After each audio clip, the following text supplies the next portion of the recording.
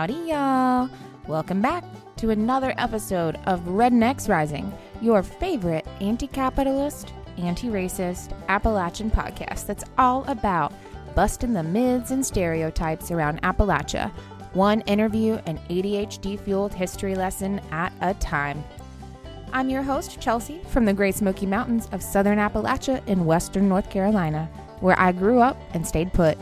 I just couldn't bring myself to ever leave, but I did go about studying community organizing and social work, and I've been a community organizer right here in my hometown for about a decade now. If you're new to the podcast, each week I alternate between solo and interview episodes. During the solo episodes, I dive into topics about Appalachian history, culture, and whatever else tickles our fancy. In our interview episodes, we aim to talk to folks from all across the Appalachian region who are doing good work on the ground to bring our community closer together in one way or another.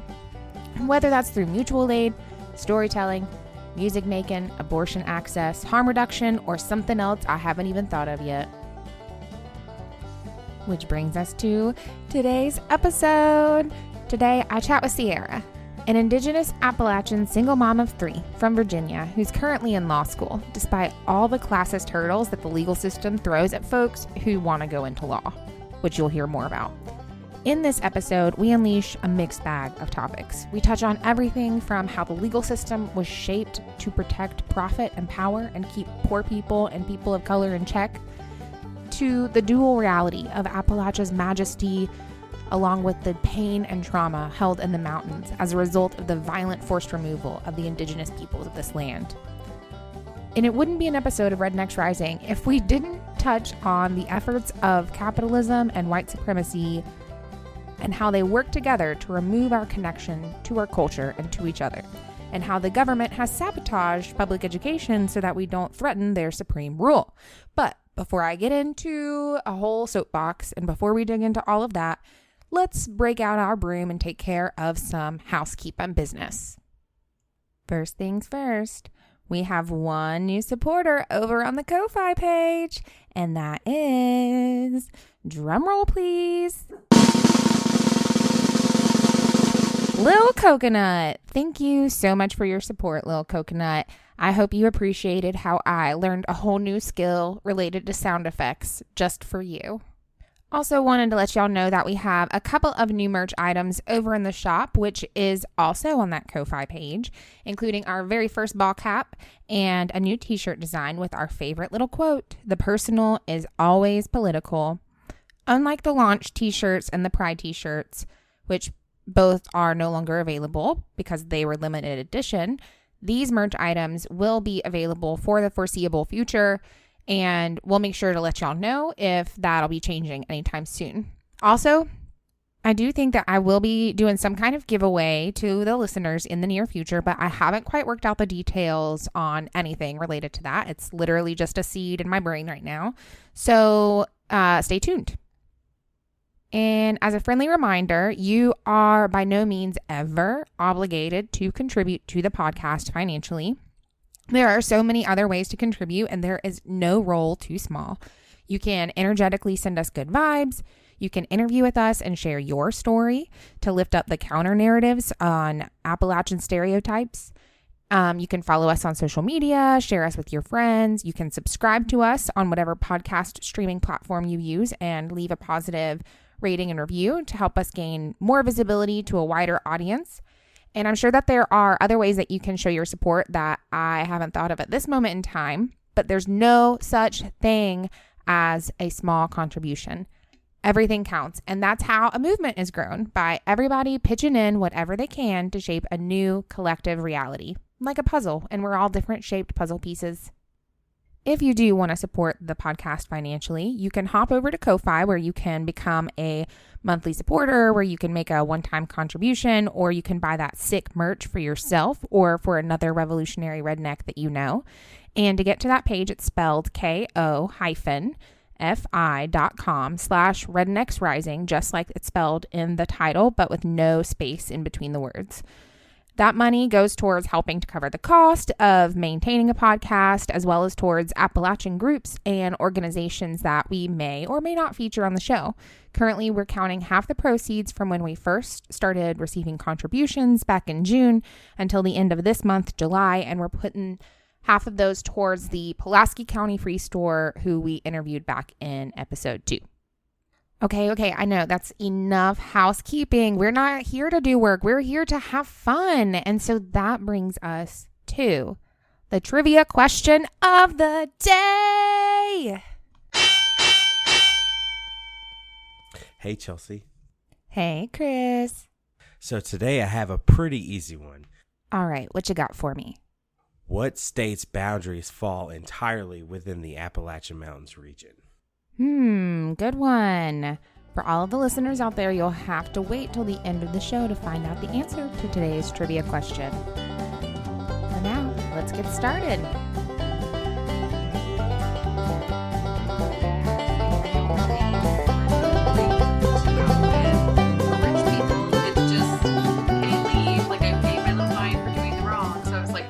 This hat sparks conversation.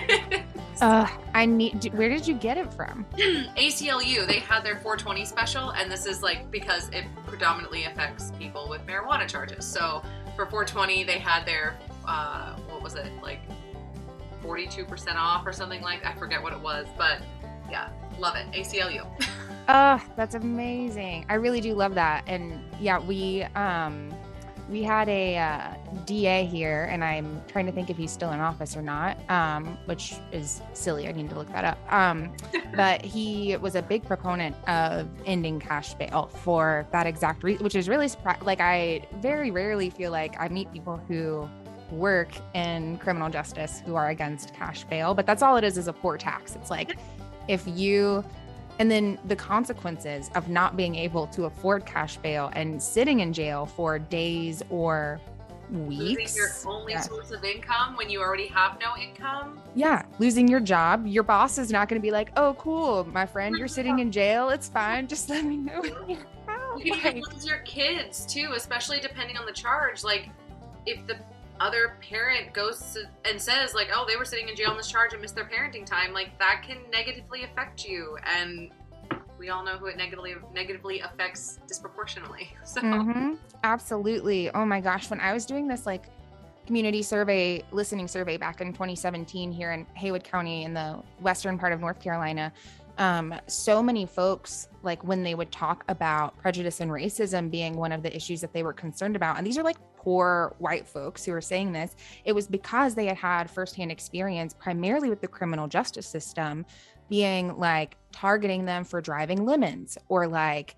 not being able to afford renewing their tag. And so then they would end up getting a ticket for that, and they would get a failure to appear because they couldn't miss work or because they had unstable housing and the notice got sent to some place that they only lived at for a couple of months or like whatever it was. And all of these folks, like that was their point of entry into like understanding prejudice and like oppression, was literally the criminal justice system being just super predatory on poor folks. It is. And I think like there's always been that saying, I'm sure you've heard it, where it's just like, it's not a law if you're rich, it's just how much do you have to pay to do it. And the cash bail is the epitome of that statement when you think about it. Like, okay, cool, you got caught with pot, it cost me $500 to get on a bail, I don't care. Like, but that's somebody's entire paycheck. Like, that's not an I don't care, that's somebody's groceries for the month to feed their children. Like, that's not a... So yeah, I forgot I was even wearing this one. I usually wear that one or my You're on Native Land hat. Those are my go-to. Tons of hats. I'm a hat person. We love a statement piece. So you're in law school right now, right? Yes, I am. Are you going in person? I do, yes, unfortunately. Do you wear these hats when you go to class? Oh yeah, all the time. I have 3 different You're on Native Land hats, and last semester, my evidence professor... Absolutely amazing man. Love him. Public defender. He actually defended, I never say his name right. I can't say his name right. It was one of the people prosecuted for committing 9/11. He was one of the people that survived, and they prosecuted him. So this was a huge trial that went on for months, and he defended him. Like, and I Wow. think that shows how special of a person you have to be a public defender, because Mm-hmm. he fought tooth and nail for that man, and he actually got him off the death penalty. He didn't get the death penalty. So, and if you remember 2001 after 9/11, like, that is just fascinating to me. I don't know how he did it. It gives me goosebumps. Like, you can defend anybody if you have the right attorneys, and I think that that's so important. So yeah.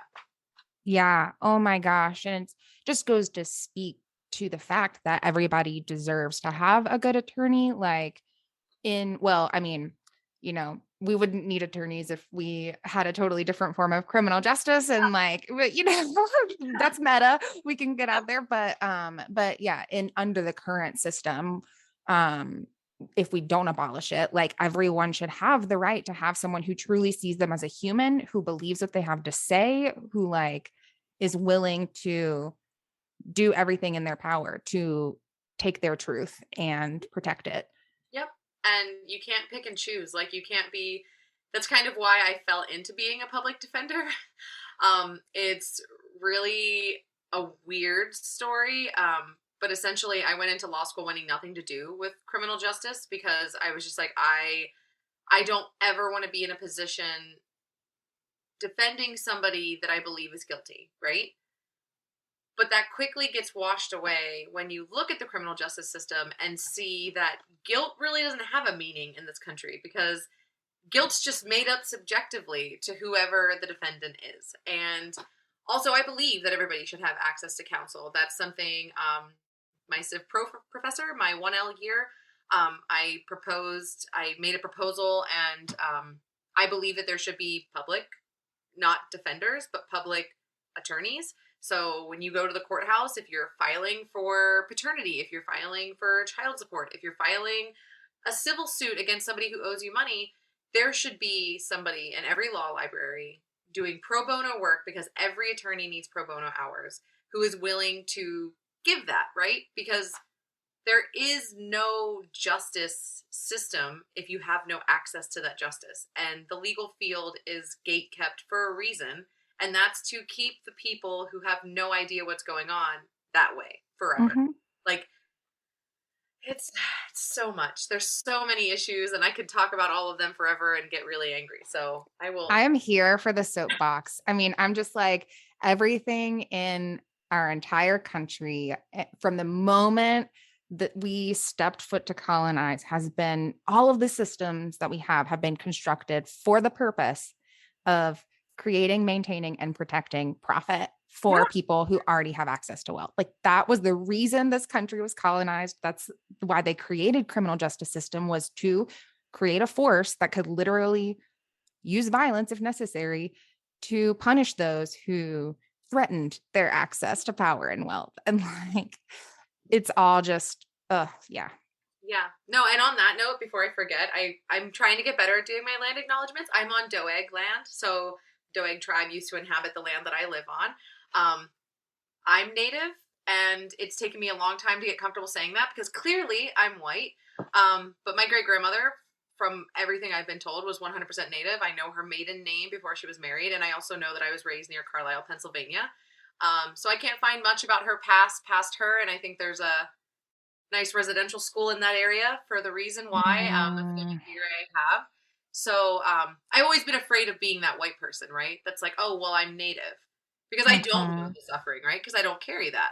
But that was the point of colonization, right? Was to make us extinct. So, and that seems to be something now that I'm more comfortable with saying it and more comfortable identifying as it. It's like the colonizer wants you to say that, oh, just because you're not full Native, it doesn't count, because that's what they wanted, right? And that was the whole point of colonization, and it carries into the criminal justice system, because it was so different under tribal law. And just 2 weeks ago, the Supreme Court now has jurisdiction over tribal law and criminal accounts. And that is just, that would be like the Supreme Court saying, hey, Germany, we now run your criminal justice system. Like, these are sovereign nations. They run by themselves. They're funded by themselves. And it's like, for the Supreme Court to just be like, because we say so, we now control your criminal justice system, is so not only offensive, like, God, is it so offensive, but it's just, dude, the fucking audacity. Like, how dare you? How dare you? And it just has to be accepted, right? I wrote a piece, which isn't criminal justice, but I wrote a piece that was published by the American Indian Law Review, and it's titled "This Land Is Not Your Land," and it's how the Secretary of the Interior can give all the land, public land, so national parks is what I focused on. Being an outdoors person, I was just speaking with my, this off topic, but it ties in, I swear. My therapist and I were talking. She just went to Palestine to visit family. And I was so nervous for her trip because there's a chance she couldn't get in. There's a chance that her family wouldn't be able to go anywhere with her. And how she described being at Jerusalem was like the same. She's like, it was so beautiful and breathtaking, but I was so angry. And I was like, that's me every time I'm in a national park, which is all the time. I was in 3 this weekend, national forest and national park. Like, you go there and it's so beautiful. And especially Appalachia, like, this is just one of the most majestic places that you'll ever go, right? And like I said, my backyard is just a county park, and every morning I walk the same trail, and every morning I see something new, and it's just beautiful. But then that deep, like, her family couldn't leave the West Bank to go with them, right? They weren't allowed. And it's like, I just think of how many people were forced to leave their homes. And when I look at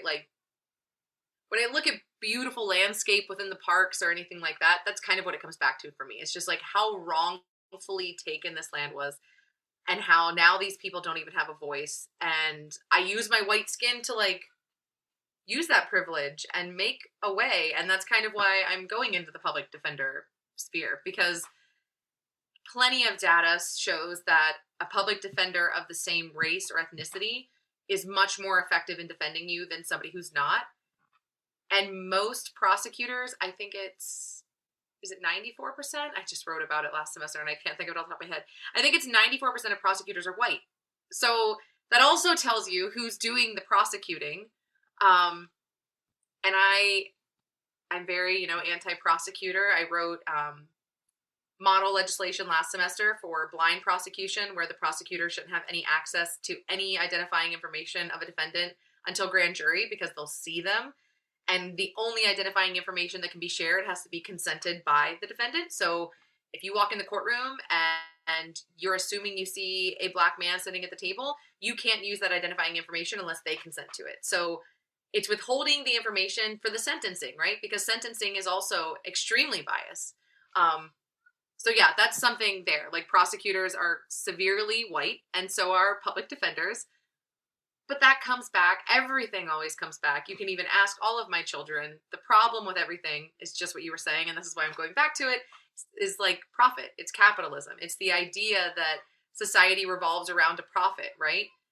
And that's a huge issue in Appalachia, because the colonies, which is, predominantly Appalachia, it is Appalachia. Appalachia is essentially every single piece of the colonies. The people sent here were the white trash of Europe. I don't know if you've ever read that book, White Trash, 400 Years. It's amazing. Ooh, no, I'm going to add it to my list for sure. Hold on. I will grab it so you can, like, see what it looks like. 1 second. Sorry, I forgot you're recording, but I hope this is okay.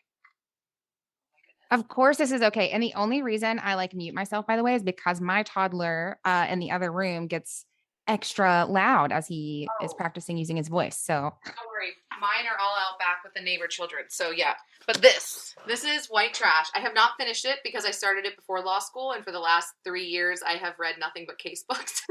So fun reading isn't really in there, but this is so much that I didn't know. And a lot of it was the idea that the people coming here were the degenerates of England, right? They were the degenerates of Great Britain, who were criminals, who were poor, who had health issues. It was essentially like a banishment. Like, they were sent here to form this colonized land.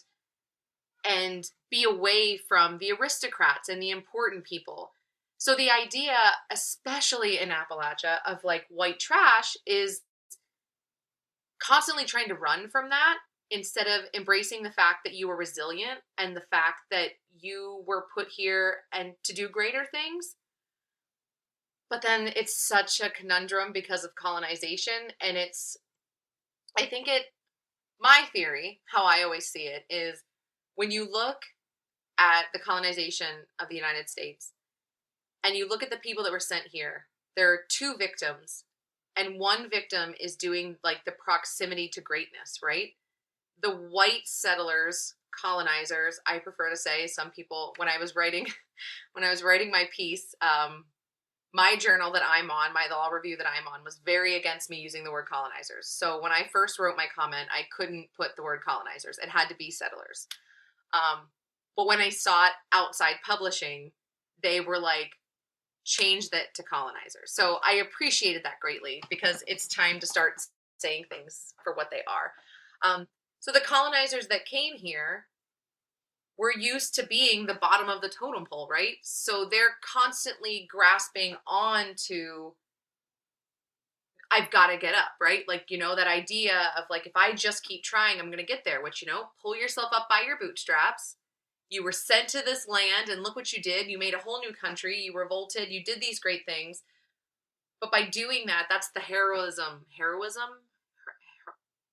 I think that's the right word.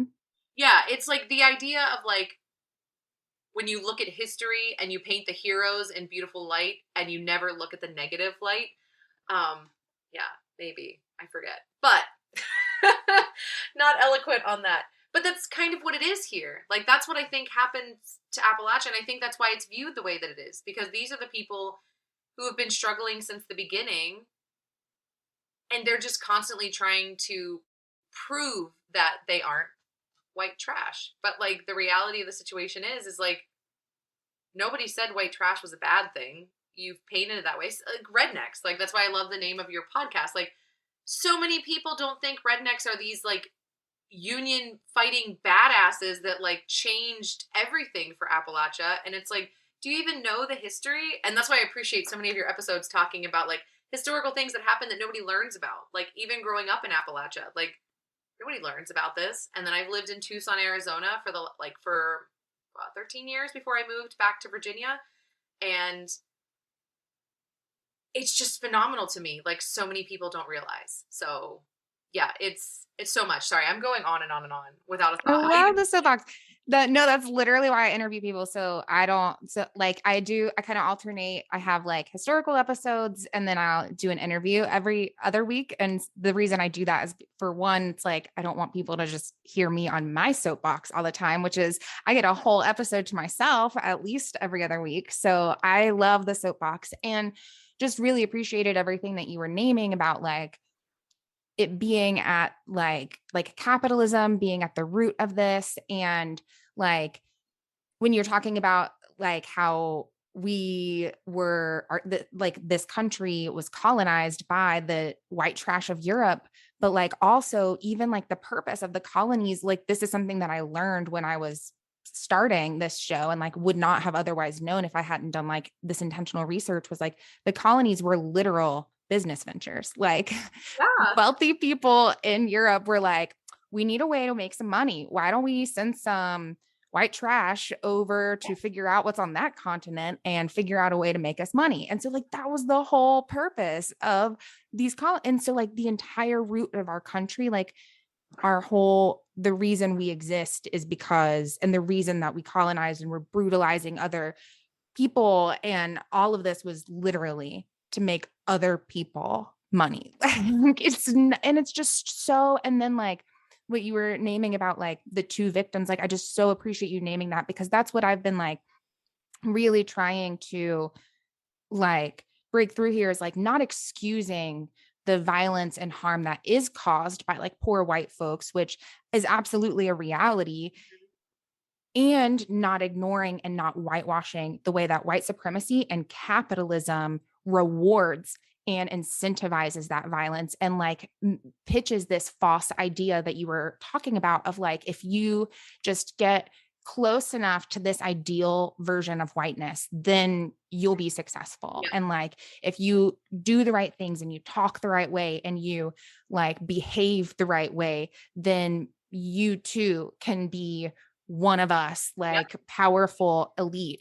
And then also like this idea of like pitching the folks who are poor white, the pitching white trash as like stupid and ignorant and like reactive and hot-headed, like that is a way to incentivize also other poor folks, folks of color, to not want to work with poor white folks. Because if they are the problem instead of these bigger systems, then like we won't come together, right? And like we won't threaten those systems as a collective.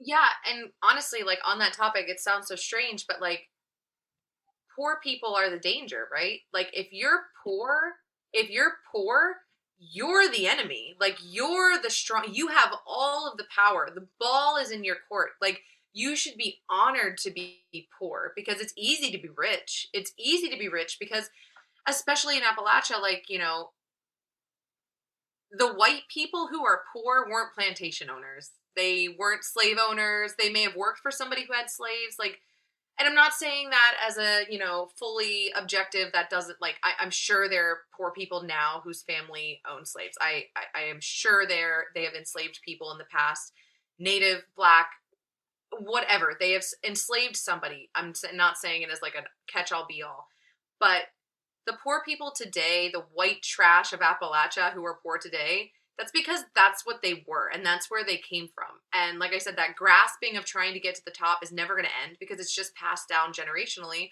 But the reality of history in this country is if you put the poor together, there's going to be revolution. If you educate the poor, there's going to be revolution. I mean, they didn't assassinate Malcolm X, they didn't assassinate Fred Hampton, and they didn't assassinate MLK until they started talking openly about class warfare. Like, you learn about, I could never forget learning about Malcolm X, you know, in my all white, I grew up in an all white part of Appalachia in central Pennsylvania. I didn't even see a Black human being or any person of color until I was like 10 years old, I think. That just didn't exist in my world. So all I ever knew was the books that I was taught at school and the things that I was taught. And one thing was like, you know, Martin Luther King was assassinated because he was trying to bring civil rights, and then that followed. But that's not the case. Like, he succeeded in that. But then he started saying like, hey, we need to rise up together because if the poor don't rise up, this is never going to work. And now he's gone. And then you see how villainized Malcolm X is. But you don't learn that Malcolm X started like WIC and EBT. Like without Malcolm X, you wouldn't have food stamps. Like you wouldn't have your EBT card. Like that wouldn't be a thing. And it also, and this is going to really strike a chord with Appalachia, I'm sure, but the idea of a church not being taxed. Like I have friends all over Appalachia from Tennessee to, I mean, all the way up and down. I mean, central Pennsylvania, Virginia, West Virginia, Kentucky, I've got it all. And there is not a single church congregation, I don't care how small, that doesn't have well over $100,000 in their savings account. And one of my very good friends, we don't talk as much anymore, but we used to be very close. She is diehard right. I am, as my critical race theory professor said last semester, I'm the only anarchist she's ever seen want to be a judge. And that's how extreme I am. And growing up in my high school, we always do like the political test in like 11th grade, you know, so we can be ready to register to vote.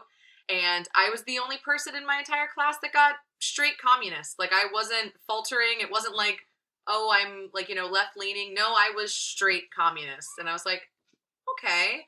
And the questions were, you know, very simple. Like, if you saw somebody hungry, would you give them food? And it's like, well, yeah, of course. And it's like, when you diet it down to what it essentially is, you talked about this on, I think it was like episode 2, how Appalachia is like the king of mutual aid. Like, this is what mutual aid is. Like, if you have an issue, I know my cousin passed away very early from pancreatic cancer. She was 32.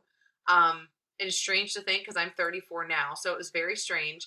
And I remember our family didn't have money for a funeral. Like, she didn't have life insurance. She worked at Walmart, and as soon as she got sick, she couldn't work anymore.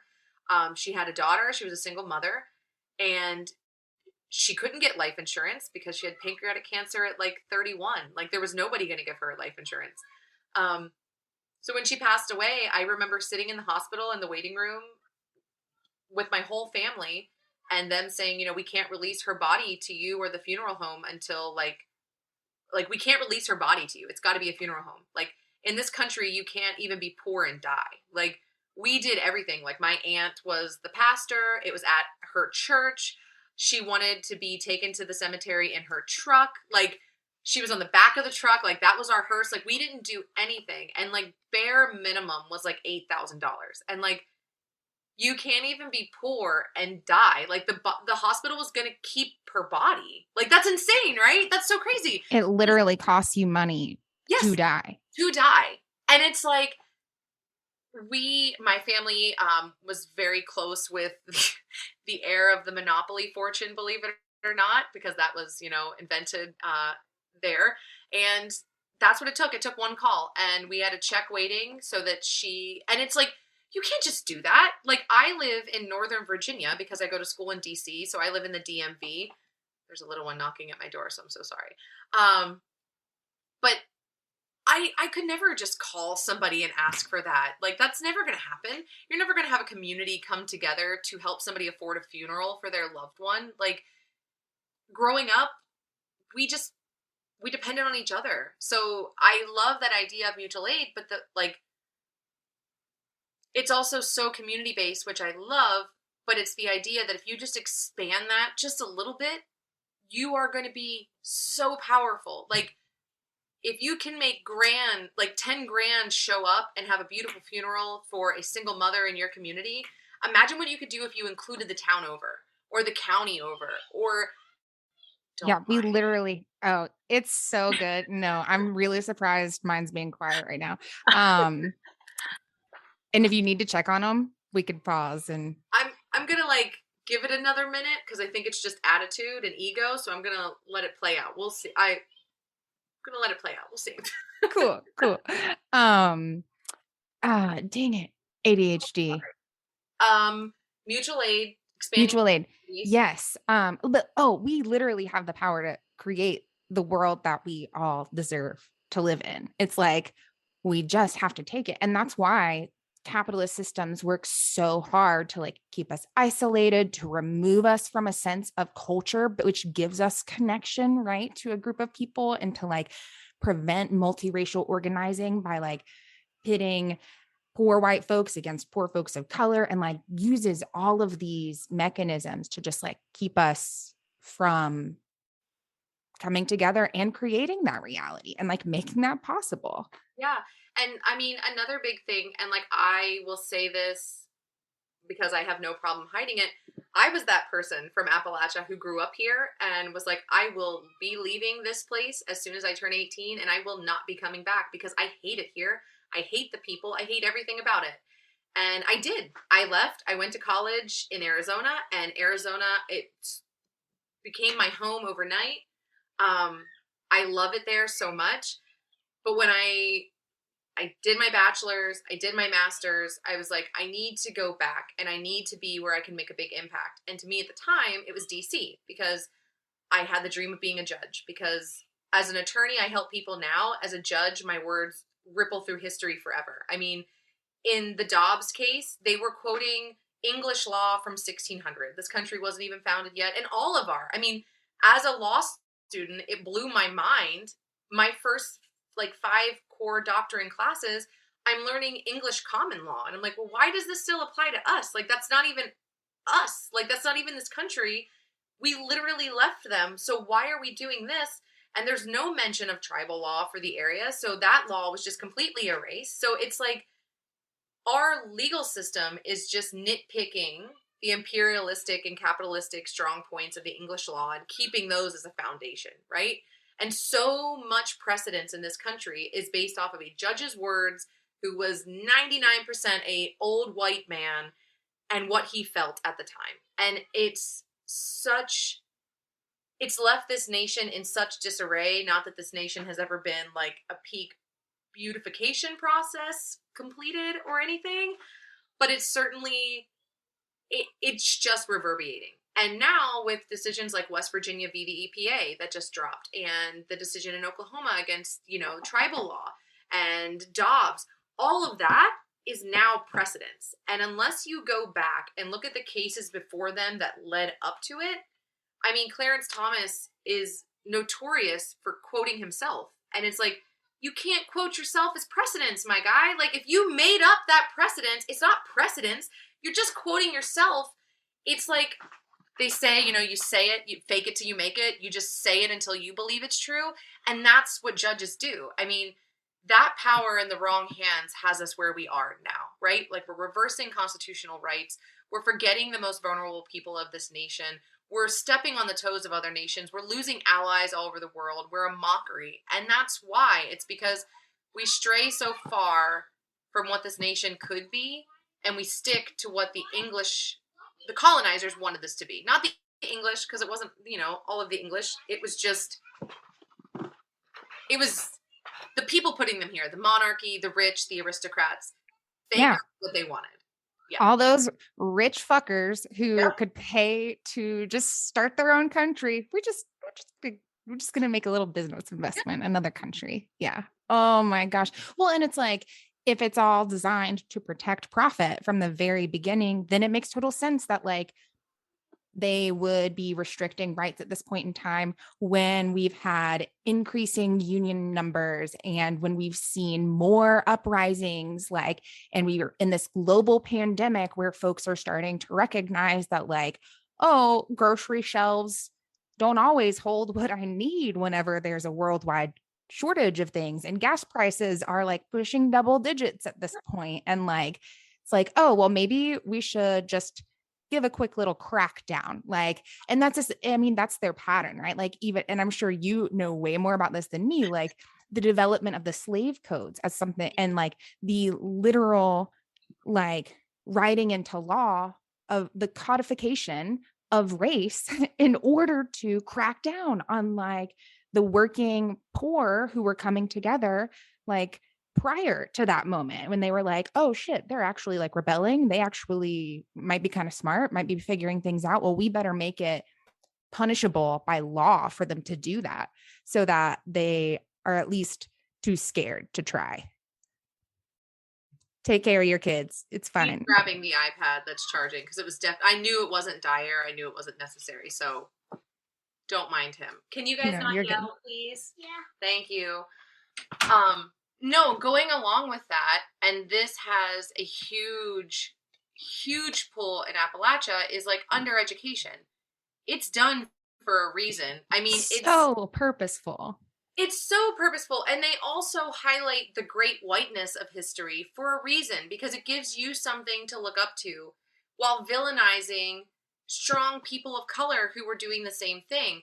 And the best part, I say that so morbidly, the best part is when you look at education in this country, after World War II, there was a huge call for more education, because that's when Russia, Cold War was starting, and Russia was, Sputnik went to space, and the propaganda in Russia, which I don't even think it was propaganda because it was true, was, American Johnny is too stupid to get to space. This is our race and we've won and we're going to, conquer space before anybody else.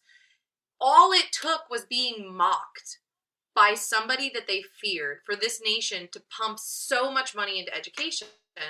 And that's also, I wrote another piece on this, which is very controversial when I say it out loud, but trust me, there's a reason why Brown v. Board was the most cowardice decision in the history of this nation, because it was not made to desegregate. It was made to force integrate schools, which I'll get to in a second, but it was also made because at that time, diplomats from around the world were coming here after World War II because we were taken seriously as this global power, right? We were a global ally that helped win this huge world war.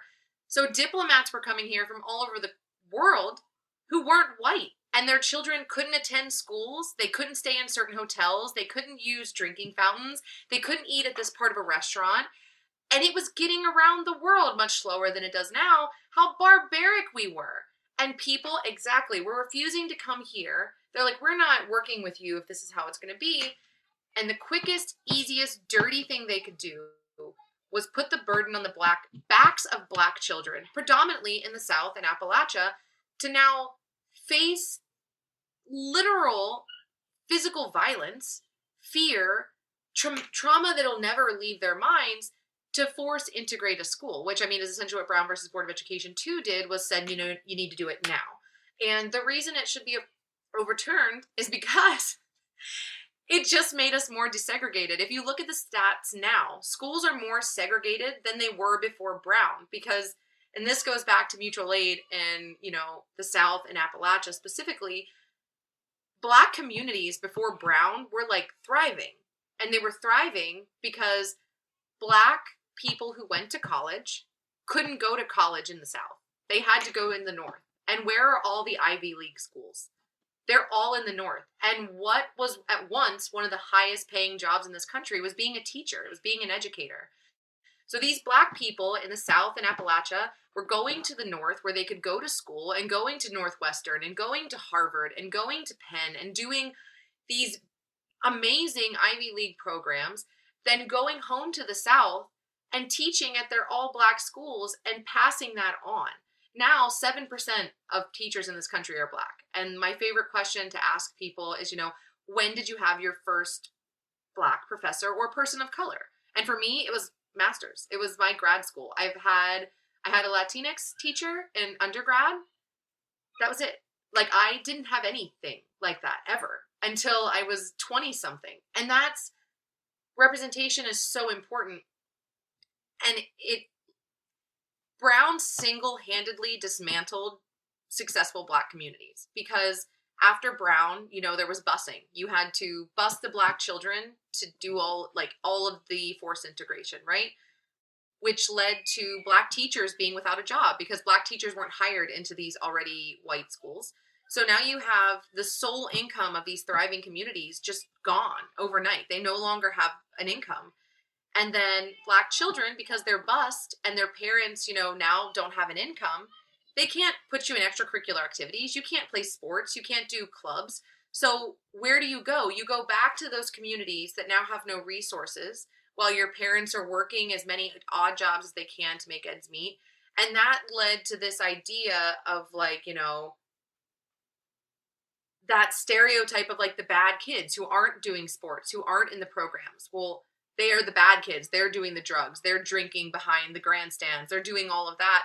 But that's not the case. They didn't have a choice. Like, they were on a bus for 45 minutes and they didn't really have a choice, right? And that just leads to the white flight to the suburbs, which then led to segregation of the inner city schools, which are now predominantly persons of color and poor. It's definitely the poor working class that are in these inner city schools. And now all of the white people moved to these new suburbs that were built with the GI Bill after World War II. And now you have crumbling Black communities, so everybody's moving closer to the schools where their children go, into the inner cities. All of the money is now leaving the inner city and going to the suburbs. So now you just switched places and you left the Black communities even worse off than they were before Brown in segregated schools, which I'm not saying they were good conditions, but just the ethnic and societal connection to having a person of color be your teacher when you are a child of color is so vital. And they knew that, and they did that intentionally. And they put that burden on the backs of Black children, predominantly children of color throughout this nation. And it hit this area so much harder than any other. And it's so upsetting. And it, like I said, if you look at the numbers now, schools are more segregated than they ever were. And it's not that intention anymore. There's no sign on the doors that say, you know, no Black children in the school or the all white school. It's just where your parents can afford to live is where you get to go to school. And as a single mother of 3 living in one of the most expensive areas in the country, there's no good schools. And I live where the average house is $800,000. I mean, I pay more in rent than I used to make a month in a paycheck. So, and my kids are at like bare minimum schools. And that's this whole area. And it's just, the undereducation has just reverberated through history. And if you look at the schools that have a predominantly like BIPOC presence, you're going to see all of the poor white kids too. And there's a reason for that. And that's because those are the most powerful groups, and they've got to keep them undereducated. You've got to keep them without access, which leads to law school, right? Like, I'm a first-gen law student. I'm a first-gen college student. Nobody in my family has went to college. Many of them didn't graduate high school. Like, so not only did I get a bachelor's in science, I have a master's in science, and now I'm in law school, and I have no idea what I'm doing because everybody around me is like second, third, fourth generation. They, you know, I remember in a group of friends of mine when we first started, we were showing each other like our childhood houses on Zillow. And I, you know, shared mine, and it was disbelief. Like, they were like, well, how much did your parents make? And it was just mind-blowing to them that like my parents made so little, and that was our house. I was like, well, my grandfather built that house, and my mother was raised in that house. She lived in that house to this day. She's never lived anywhere else. Like, that's just how it is. And people like me in the positions I'm in are insanely dangerous. And I had all intentions of going back home to Tucson. I had all intentions of staying in the federal government. And all it took was 1 year of law school to change all of that. And that's when I realized, like, no, I need to be dangerous before I'm a judge. And how can I do that? And that's defending my people. That's defending the people who are like me, the dangerous ones. Like, we're the ones that they're afraid of. We have no reason to be afraid of them. They're afraid of us and everything that we can possibly do. And that's but we have no reason to be afraid of them. We've got nothing left to lose at this point. Exactly. Like, what do we have to lose? I don't even have body autonomy anymore. So what do I have to lose? Like, I could go into all of the gatekeeping of law school, but I mean, essentially, like, applying for law school, I had already done 2 programs, right? I had a master's and a bachelor's when I applied to law school. I know how this works. No, it doesn't. There's a private company called LSAC, which is an acronym for Law School Association Commission or something like that. I had to pay them $200 to take the LSAT, and you typically take it more than once because, you know, the higher your score, the better school you get into, the more scholarships you get. So right there, I was fucked because I had $200 to my name and mouths to feed, and I was working 4 jobs. I was working all the time. I was doing what I needed to do to provide, and I took the test, and I didn't do horrible, but I didn't do great either, and I was like, well, that's it.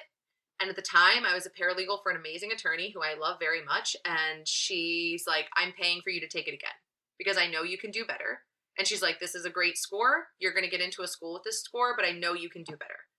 So she wrote a check right then and there, and she's like, now do it. Register for the next LSAT. If I didn't have that, I wouldn't have had the better score that I got, right? I used, which they have a free option, like, kudos to them. I love these guys. There's like this podcast, and they have what's called the LSAT Demon, which they came up with themselves.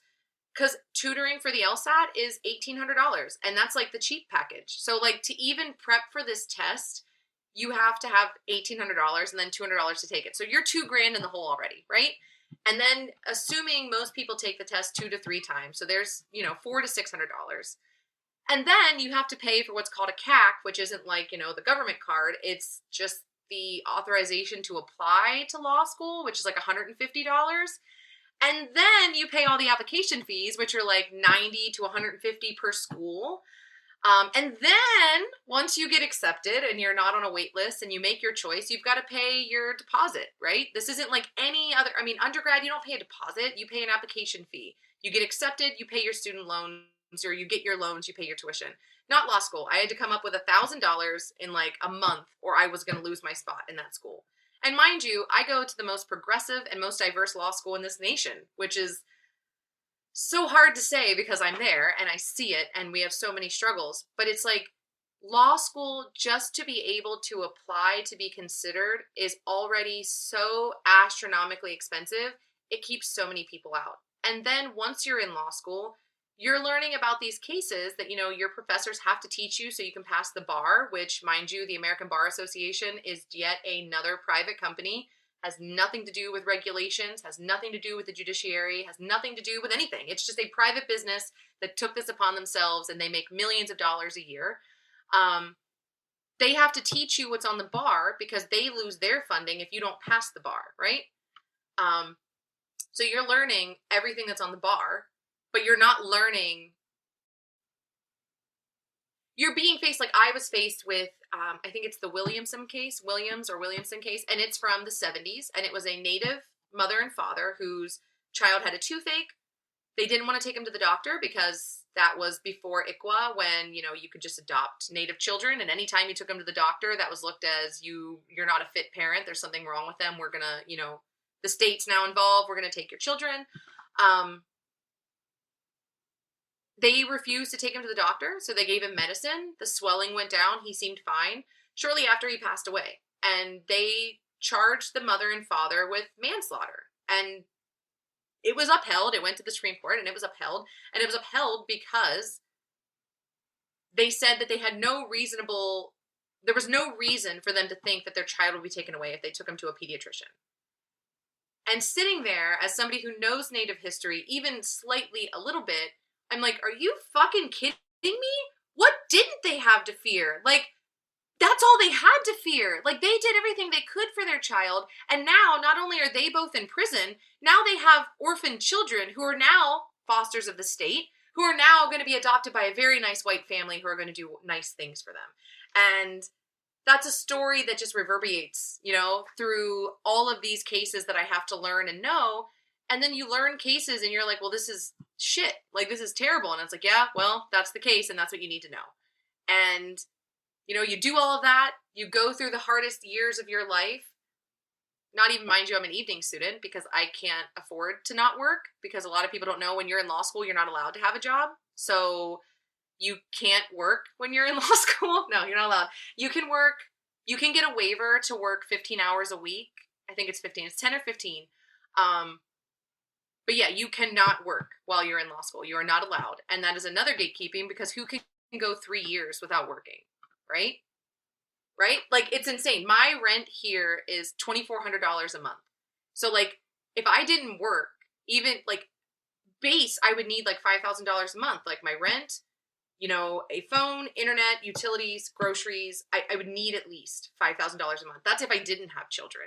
That's if I didn't have a commute on some of the worst interstates. Well, and to tell people you're not allowed to work, you might as well put, like, need not apply if you're poor. Like, just like, you might as well just be like, we're actually just, we really only just want, like, you know, people who are a little bit better than you. Like, yeah. Like, that's basically, yeah, that's their hope. They can't say that because that's discriminatory, but that's the hope, is that you can't afford to go here, then you're not welcome here, and you won't ever enter the legal field.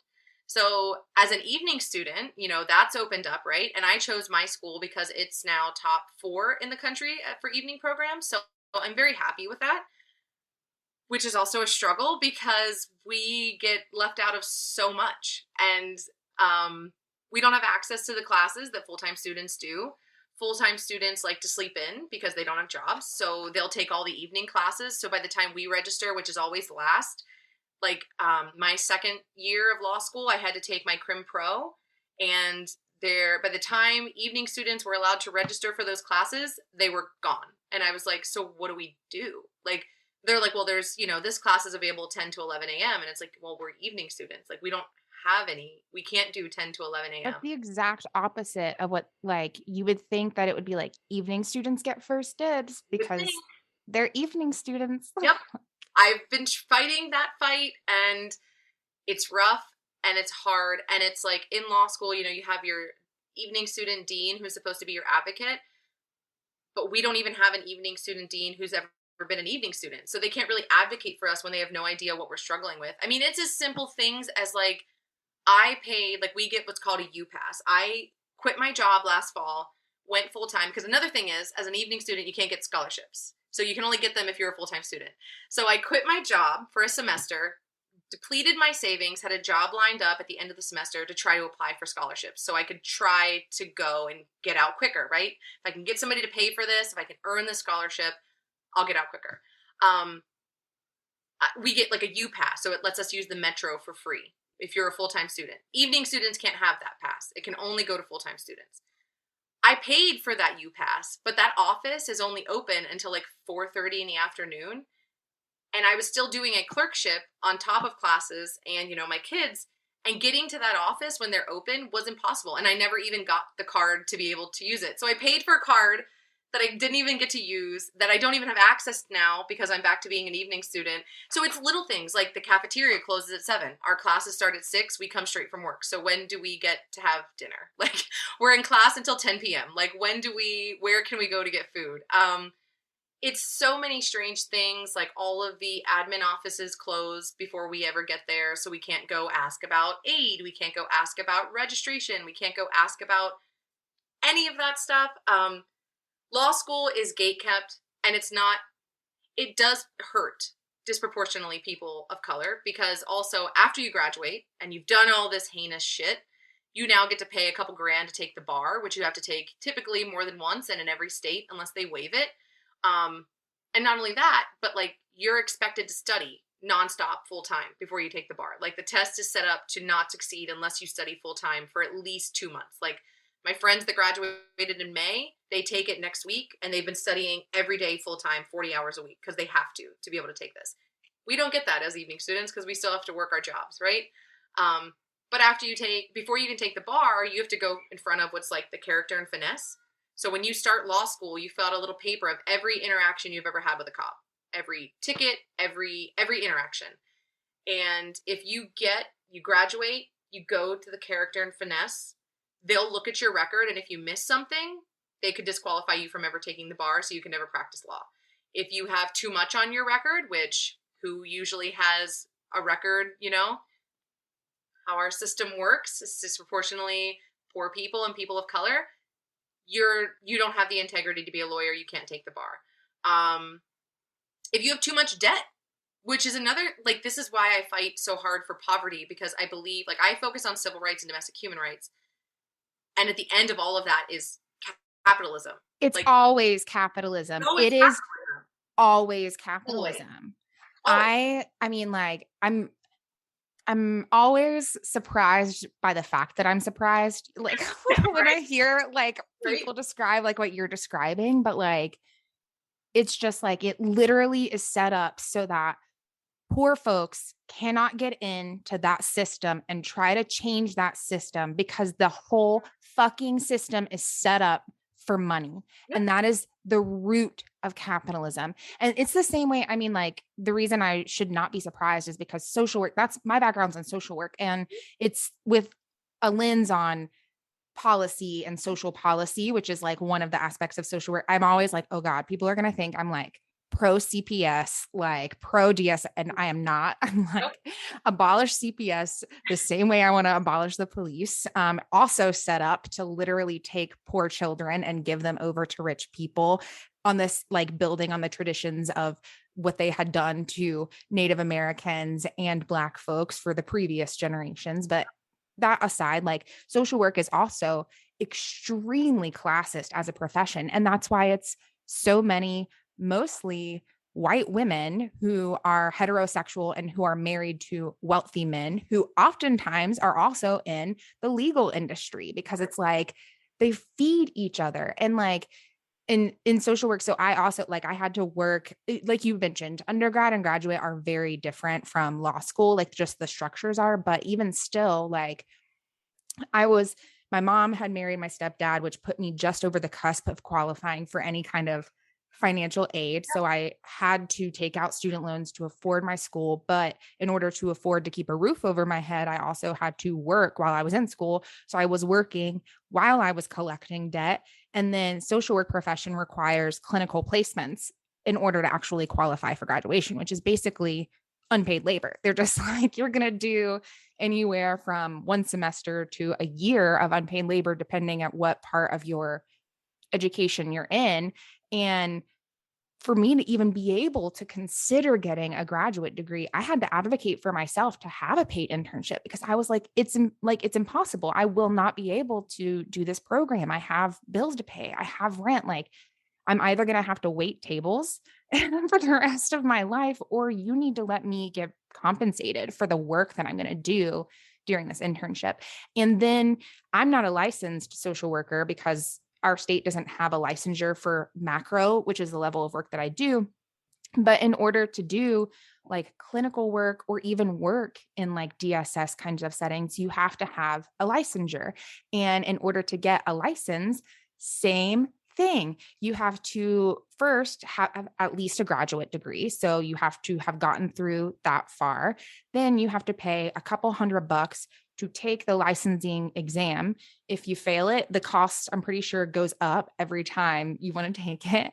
And then once you've passed the licensure exam, you get what's called an associate license, which then just says, oh, you can provide clinical services under the supervision of an actual licensed professional. So now you have to pay someone to provide supervision to you and get like so many, I think it's a couple hundred of hours of supervision before you can actually qualify to get your license to enter a job that you're then going to get paid $50K a year for. It's like, the only people who can do that are people who have wealth around them to like support them through that process. Support systems, generational wealth. I mean, that's the story of every poor person, right? Is like, I didn't have that one up. And then it's like, people are so disconnected when you've grown up wealthy or you've grown up with a security system. Simple things just seem like, I've had a discussion before with somebody who's wealthy family, able to work, just a job that would take him as a teenager. He continued through, now he's manager, all that kind of stuff. And when we talked about it one time, I said about how, college and everything, not just law school, but college is very, against the poor. And it's very disproportionately in favor of white people because of generational wealth. And he's like, well, that's not the case. Like, we have so much aid now and college is so accessible. And I'm like, okay, I didn't say it wasn't accessible, but let's define accessible, right? So when you were in high school, how did you study for the SATs? And he's like, well, I had a tutor. I'm like, okay, that's cool. I worked 2 jobs in high school. A tutor for an SAT was not in the budget for my family, and I certainly couldn't afford it on my salary. That barely put the gas in my car to get between the jobs to do the things I needed to do. So I didn't have that. So you already have one up on me just with that basic. And how about, parental support? Like, my parents worked a lot. And until I was older, I didn't realize that when I was younger, I spent a lot of time at my grandparents' house. I love my grandparents. So I thought it was just because I loved my grandparents. No, it's because my parents couldn't afford to feed me. Or my mom was picking up extra shifts and my dad had to work early and I wouldn't have any care. So it's like, you don't have that. And it's like, when you are they keep everybody so separated that there's no way those lines of connection can go. Can't even fathom it. No, Yeah. because if it did, there would be revolution uprising all over, because it's just like the guy on the trail the other morning when he asked why you couldn't just use a credit card. Like, that seems so simple, right? Like, well, of course I'd put it on a credit card if I had a credit card, but my credit was ruined because, I had a lemon car and I had to get it fixed. So I had to take out a loan for another one. So I was upside down, but like, I had to get my kids childcare. So, and it's like, for me and student loan debt, that's how I view it. Like, I have a credit card that's nearly maxed out. Why? Because shit happens. We lost our dog last year who had cancer. Medical bills were through the roof. I quit my job and burned through my savings. And then the job I took, I lost because my daughter got COVID. I mean, it was, and then I had like an overlay of a month before I started a new job. So it was living on the last little bit of savings I had. And then you had to depend on a credit card. And then because of the housing market, my landlord decided to sell the house and gave me about a month's notice to move out and find somewhere to live in this godforsaken place that I could afford. And it was just, so much has happened. And when I go in front of the character in Finesse, I'm going to be completely honest with them. And if they don't let me in, they don't let me in, and I'll never practice law. But I'm just going to go in with, I'm going to go in and stand my ground. Like, I'm going to defend myself. I'm not a bad person because I have debt. I'm poor. Being poor is not simultaneous to being bad. And that's what we've always done. I mean, that's what this country was founded on, right? The colonization of this country, send the poor people here to get rid of these, secondary humanoids that basically they thought Native Americans were. When, you saw the indigenous peoples, well, they don't even have guns. Well, what do they need guns for? They're completely fine. And they're, sustaining this land, this beautiful land for hundreds, thousands of years. And we came in and within 2 centuries, we've completely destroyed it. It's completely destroyed. It's insane, especially in this area, just how quickly everything disappears. I moved from my old house about 20 minutes down the road, if that. And there's a road that I went on every morning to take my daughter to school. And I drove by it today, and I just drove by it 2 weeks ago. And it's completely level. There's no trees anymore. And I guarantee you it's going to be $800,000 houses that nobody can afford, right next to an elementary school that's ranked 3 out of 10. So it's like, none of this makes sense. But the point is you've got to keep the poor separated, and you can't let their stories seep out. So we can't talk about those in history books. And we can't talk about the connection between poor and people of color, because everybody thinks Malcolm X and Fred Hampton and MLK were assassinated because they were Black. No, they were assassinated because they fought for the poor. Exactly. And they were assassinated until they were vocal about fighting for the poor. Not to mention the Black Panthers fighting for access to Second Amendment rights. That is such a different subject for me because I'm so torn. But it's either everybody's got to get rid of them, including the police and the military, or we've got to have access to them, period. Because oh yeah, so long as the state is armed, we have to arm the people. Exactly. Under capitalism, there is no safety for us if we hand over our arms, and the people who are hurt are the people who the system sees as expendable, which are poor people, people of color, etc. And going back to what you were saying about MLK, and it all ties back to our undereducation, right? And why we don't learn about these things is MLK was assassinated within weeks of what was supposed to be the poor people's march on Washington, which was uniting poor white Appalachians and poor Black folks from the Mississippi Delta. And that is why he was assassinated. It wasn't bus sit-ins. It wasn't this. It was literally when the poor people were what we're going to do? We're going to all come together. We're going to build our own city. We can stay in tents. That's fine. We're going to show that we take care of each other better than the government takes care of us. And we're going to do it on the government's front lawn and tell them to hand over the world and the life that we deserve. And that is when they were like, oh, this is a real threat. They can only concede enough that make the masses feel what's the word I'm looking for? Complacent, right? They can only give us enough that we're oh, okay, they care about us. And this is one of my controversial opinions. You shared a few, so I might as well share one. Which is I believe that democracy, this form of democracy, the republic that we live under, the whole reason it was created was to give poor people that were expendable, enough of a sense of autonomy that they would not completely fucking overthrow the entire system. And I'm that's why when people are oh, you have to vote, that's how we're going to change this. I'm no, if you want to vote, do that. I'm not telling you, I'm not going to shame you for voting, but do not say that is the end all be all to what's going to save.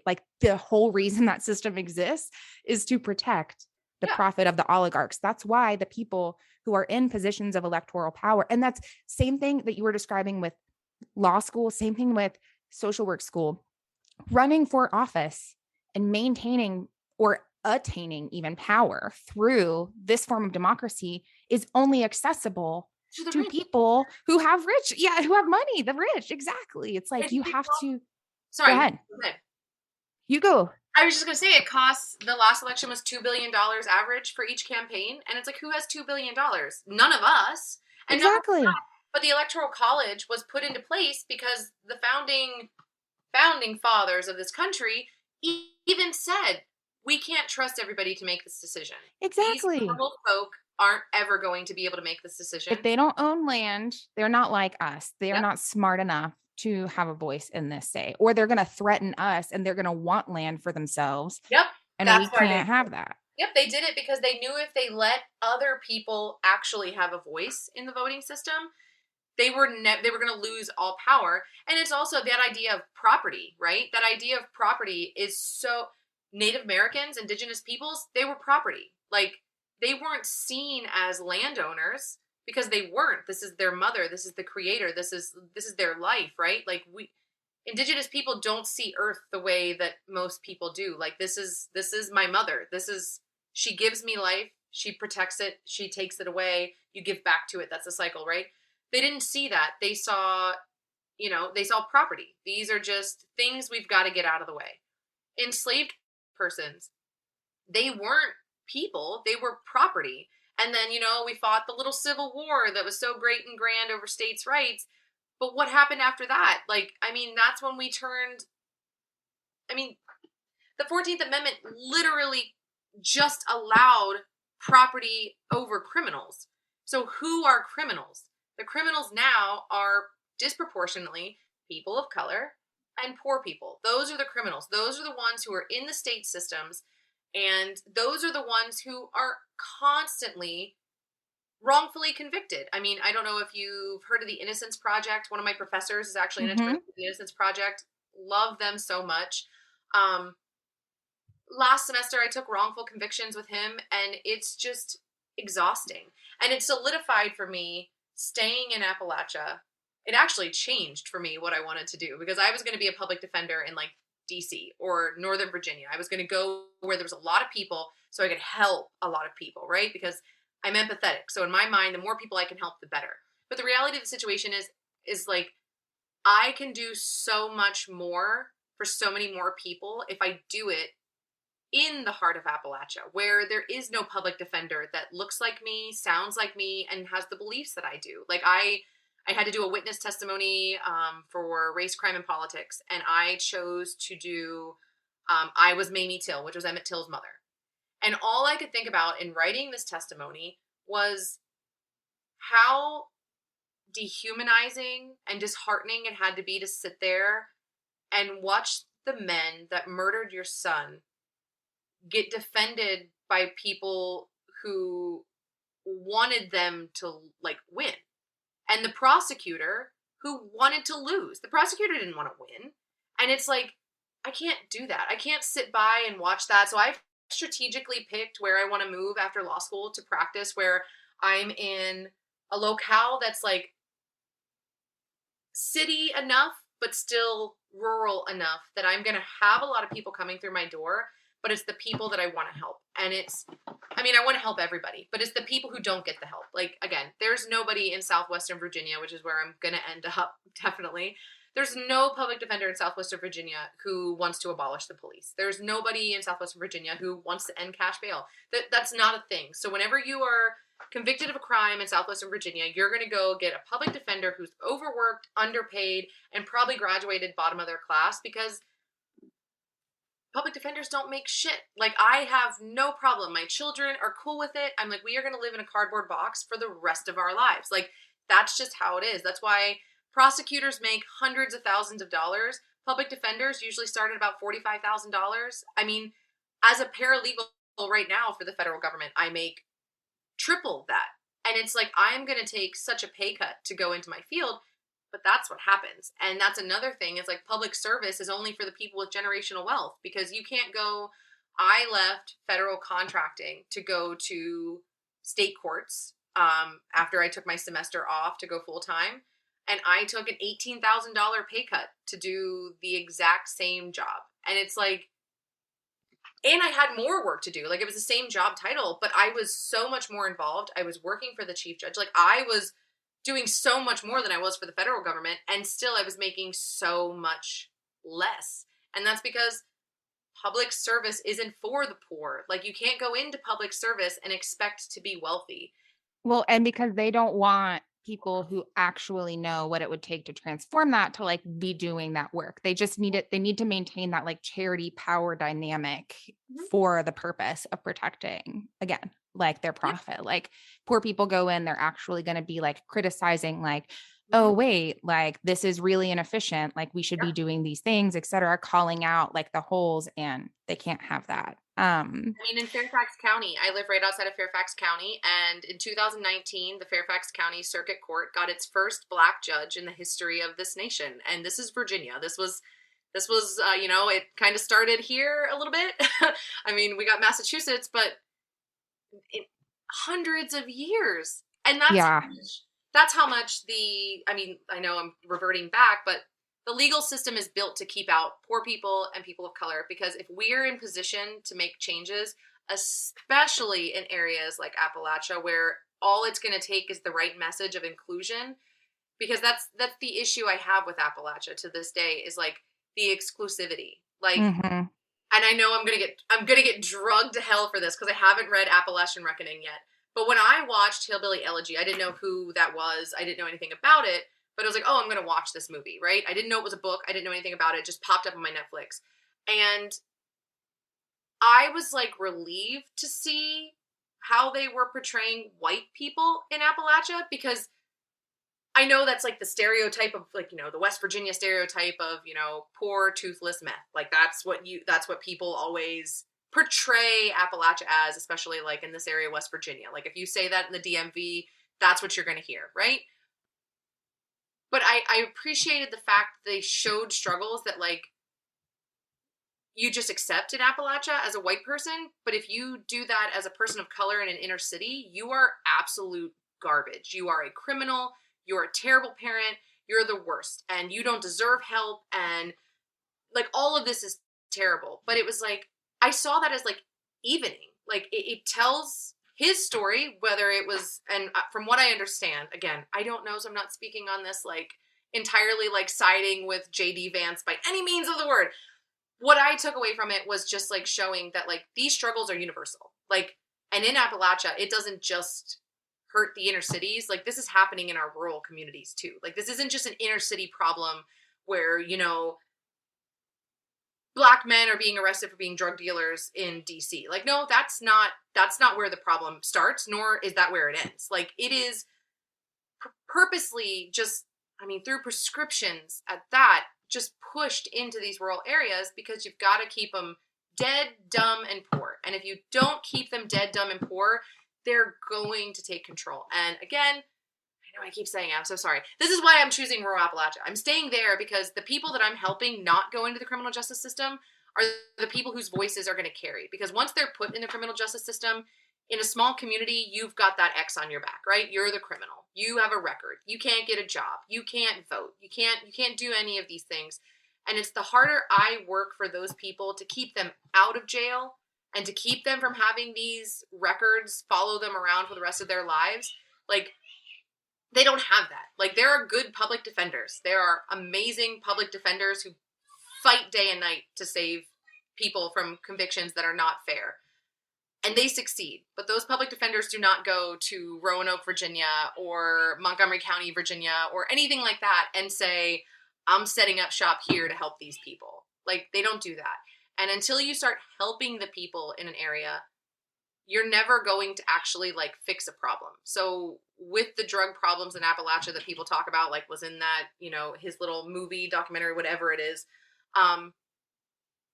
we need to start fixing that problem. We can't just keep hiding it. We can't just keep allowing it to continue and just, you know, covering it up because it's the poor. Like, that's not okay. And we've got to do better. And I believe that starts with showing people that there are people out there fighting for them. Like, you got a drug charge. Whoop-de-fucking-do. How many white people smoke pot on the sidewalks, like, all of the time? It's all of the time. How many white people snort coke before? I mean, that's like the lawyer profession, right? Is you're an alcoholic and you have cocaine at all times. I was a bartender for years. Everybody does cocaine. I've never done any of those things, and that's okay. You want to do those things as long as you're safe about it. Like, do your thing as long as you're safe. But it's like, if you do that, I'm just going on and on. It's like, if you do that not as a white person, you have a much different title following you around. Like, when you're a rich white lawyer snorting cocaine at a happy hour, totally normal. Oh, it's normal. Yeah, exactly. Yeah. It's expected 100%. Well, I definitely want to have another conversation with you soon, but I also know we've been on here for like basically an hour and a half. So I do think that I'm going to have to wrap us up. But before we go, how can folks like support you or find your work as you're like on this journey? I don't really know. Just keep, supporting me is supporting your local communities. It's having these conversations with people. Like I said, I was walking on a trail in my backyard and somebody asked me why I was ending it. Why would I ever want to end cash bail? It's these little conversation pieces. And you don't talk down to people. I know you've touched on this before, so I don't want to go into it, but like, you don't talk down to people. It's your place to educate, and you can do that up to a point how you feel comfortable to try to help that message, because that conversation I had with him may have carried to something he told a friend over coffee. And it may just be that little spark, especially in small rural communities in Appalachia, where if one person's talking about it, it's going to spread like wildfire. And that's what you need. Because when you show people that you're not here to degrade them or look down on them, you're one of them, and you want all of us to rise. Like, if all the water rises, we actually win. If one stream rises, that only affects a little bit. But if the entire ocean rises, as we see with climate change, it affects everybody. So like, let's do that on a good scale. Like, have the conversations, have the hard conversations, especially with your family. And don't be afraid. My family and I are not on very good terms because of my path. And that's a choice that had to be made. And that's something you live with, but you don't stop. You don't stop because you can't stop. I'm one of those people who I'll be working till the day I die, because this work is never going to be done, and I will burn it down from the inside. If I have to, I will go out fighting. So just keep fighting. That's how you can support me. And then I have a published paper. If you Google my name and "This Land Is Not Your Land," it'll probably pop up. I'm pretty sure it does. But yeah, no, read it and have fun with it. And I hope to make it better. And I have other pieces I'm trying to get published right now dealing with prosecution and public defense and the criminal justice system. So sorry, so much talking. I'm so sorry. No, I don't apologize. I definitely want to have you come back, because everything that you're touching on, I know is just going to resonate with folks so powerfully. But I also want to be respectful of your time and my poor partner's time, who's out there wrangling the toddler, by themselves. And just thank you so much for coming on the show. And like, you touched on so many of the things that like, I've been trying to pull this thread through since the first episode. That's what I said in the first episode. It's like, I'm going to try and weave this thread through here now. So like, stick with me. It's all about money. And so like, the way that you just like hammered that home, like the perfect soapbox. And I definitely want to have you back, potentially even as like special guest host on episodes that are like all about legal history and like that kind of stuff, because you just describe it and explain it all just so well in a way that's like accessible, and you don't have to be like a lawyer to understand what you're saying. Yeah. So thank you so much, Sierra. And I am definitely I'm gonna Google the paper, and I'm gonna put it in the show notes too, so that people can find it. And totally agree with what you said. Just be the spark that ignites the wildfire, and together all of our little brush fires from across where they're being set are going to collide, and it's just going to be phenomenal. Yes, it will be. Thank you so much. I really appreciate you having me. I don't know what I said. I really forget everything